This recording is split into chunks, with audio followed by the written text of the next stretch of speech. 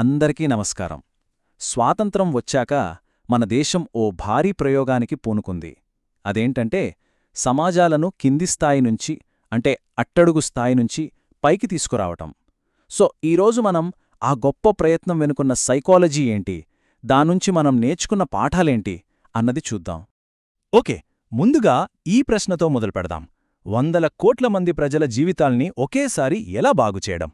వినడానికే చాలా పెద్ద ప్రశ్నలా ఉంది కదా. కాని అప్పుడప్పుడే స్వాతంత్ర్యం వచ్చిన మన భారతదేశం ముందు నిలబడ్డ అతిపెద్ద సవాలు ఇదే. ఇది ఏదో పాలసీకి సంబంధించిన ప్రశ్న మాత్రమే కాదు. దీనికి సమాధానం తెలియాలంటే మానవ ప్రవర్తన, సమాజం గురించి లోతైన అవగాహన ఉండాలి. 1944 మన దేశం తన కాళ్లమీద తాను నిలబట్టం అప్పుడే మొదలుపెట్టింది. అసలు సిసలైన సవాలేంటో అప్పుడే అర్థమైంది. అదేంటంటే వేల వేల గ్రామాల్లో ప్రజల జీవితాల్ని మార్చటం. కాని ఆ మార్పు కోసం వేసిన మొదటి అడుగు రోడ్లు వేయడమో, డ్యాములు కట్టడమో కాదు. ఆరోగ్యం, సమాజం ఈ రెండిటినీ చూసి మన దృష్టికోణాన్నే మార్చడం, ఓ కొత్త ఆలోచనా విధానాన్ని తీసుకురావడం. అంతకుముందు హెల్త్ కేర్ అంటే ఏంటి? సింపుల్, జబ్బొస్తే హాస్పిటల్కి వెళ్లడం, ట్రీట్మెంట్ తీసుకోవడం, అంతే. కాని 1946లో వచ్చిన భోర్ కమిటీ రిపోర్టుంది చూశారు, అది ఒక విప్లవాత్మకమైన మార్పును తీసుకొచ్చింది. అదేంటంటే జబ్బు వచ్చాక ట్రీట్మెంట్ ఇవ్వడం కాదు, అసలు జబ్బులే రాకుండా చూడాలి. అంటే నివారణ, ఎడ్యుకేషన్, ఇంకా ముఖ్యంగా సమాజ భాగస్వామ్యం, వీటిమీద ఫోకస్ పెట్టాలని గట్టిగా చెప్పింది. సరిగ్గా ఈ కొత్త ఆలోచనా విధానం నుంచే 2 పవర్ఫుల్ ఐడియాస్ పుట్టాయి. ఇవే మన దేశంలో వచ్చిన జాతీయ కార్యక్రమాలకు అంటే నేషనల్ ప్రోగ్రామ్స్కి ఒక రకంగా బ్రెయిన్లా, వెన్నెముకలా మారే.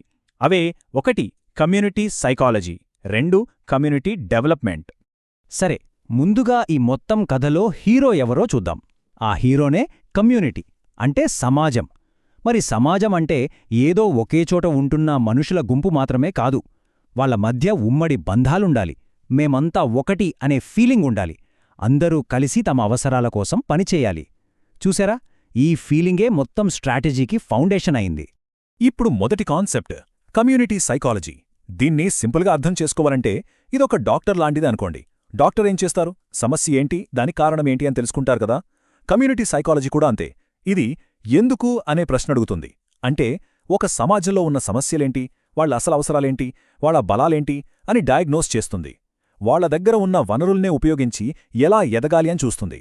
కమ్యూనిటీ సైకాలజీ సమస్య ఏంటని, ఎందుకు అని చూపిస్తే, కమ్యూనిటీ డెవలప్మెంట్ దాన్ని ఎలా పరిష్కరించాలో దారి చూపిస్తుంది. ఇది ఒక యాక్షన్ ప్లాన్ అన్నమాట. ఇక్కడ చాలా ముఖ్యమైన విషయమేంటంటే ఇది ప్రభుత్వం పైనుంచి చేసే పని కాదు. ప్రజలే తమ కోసం, తమని తాము బాగుచేసుకోవడం కోసం కలిసి నడిపించే ఒక ఉద్యమం. ఈ కమ్యూనిటీ డెవలప్మెంట్ లక్ష్యాలు చాలా గొప్పవి. ఇది కేవలం డబ్బు సంపాదించడం గురించి మాత్రమే కాదు. దీనికి 3 మెయిన్ పిల్లర్సున్నాయి. 1 ఆర్థికాభివృద్ధి, 2 సోషల్ జస్టిస్ అంటే సామాజిక న్యాయం, ముఖ్యంగా వెనకబడిన వర్గాల వారికి.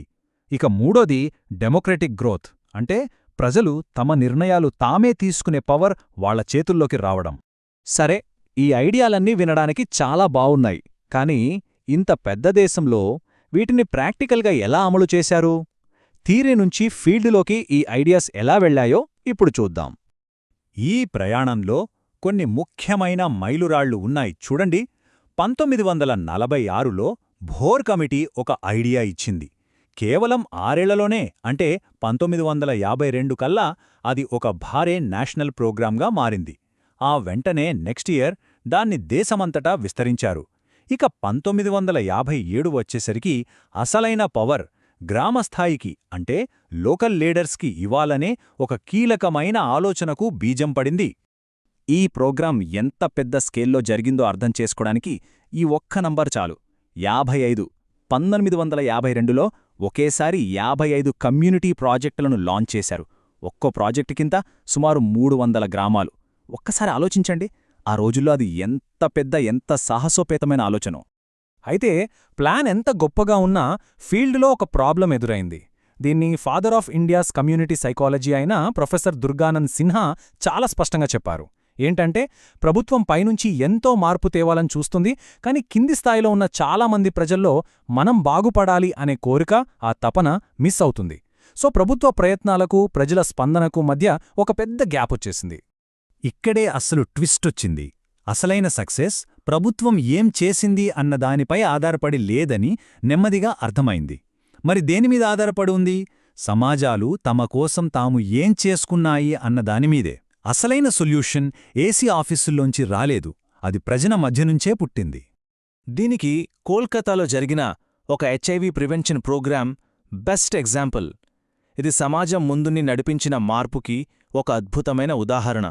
ఇక్కడ సమస్య ఏంటంటే, సెక్స్ వర్కర్లు చాలా సులభంగా దోపిడీకి, హెచ్ఐవికి గురవుతున్నారు. మరి పరిష్కారమేంటి? ఇక్కడే అసలు మ్యాజిక్ జరిగింది. సమస్యతో బాధపడుతున్న వాళ్లనే సొల్యూషన్లో భాగం చేశారు. సెక్స్ వర్కర్లనే ఎంపిక చేసి వాళ్లకే ట్రైనింగ్ ఇచ్చారు. వాళ్లే తమ తోటివారికి ఎడ్యుకేట్ చేసేలా, వాళ్ల హక్కుల కోసం వాళ్లే పోరాడేలా చేశారు.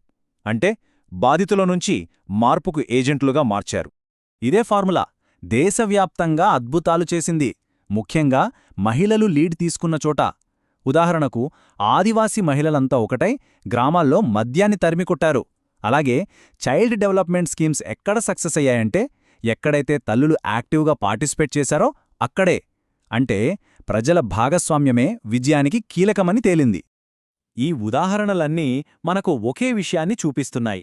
అదేంటంటే, ప్లానింగ్లో ప్రజల్ని ఇన్వాల్వ్ చెయ్యాలి. ఇలా కింది స్థాయి నుంచి పైకి వెళ్లే ఈ విధానానికే ఒక పేరుంది: పార్టిసిపేటరీ ప్లానింగ్, అంటే భాగస్వామ్య ప్రణాళిక.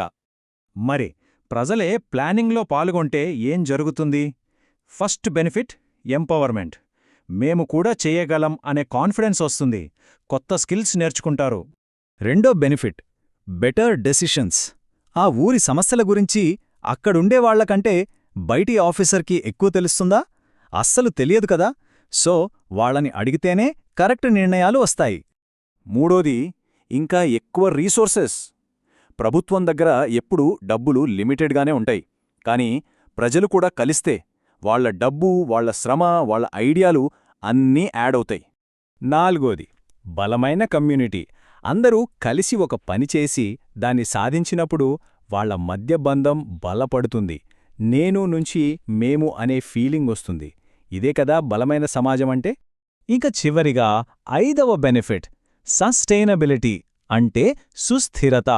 ప్రజలు కష్టపడి కట్టుకున్నదాన్ని వాళ్లే జాగ్రత్తగా చూసుకుంటారు, దాన్ని కాపాడుకుంటారు. దీనివల్ల ఆ డెవలప్మెంట్ అనేది చాలా కాలం నిలబడుతుంది. సరే, ఇన్ని దశాబ్దాలుగా సాగిన ఈ మహాప్రయోగం నుంచి మనం నేర్చుకోవలసిన అసలైన ఫైనల్ లెసన్ ఏంటి? ఈ మొత్తం జర్నీ మనకు ఏం చెబుతోంది?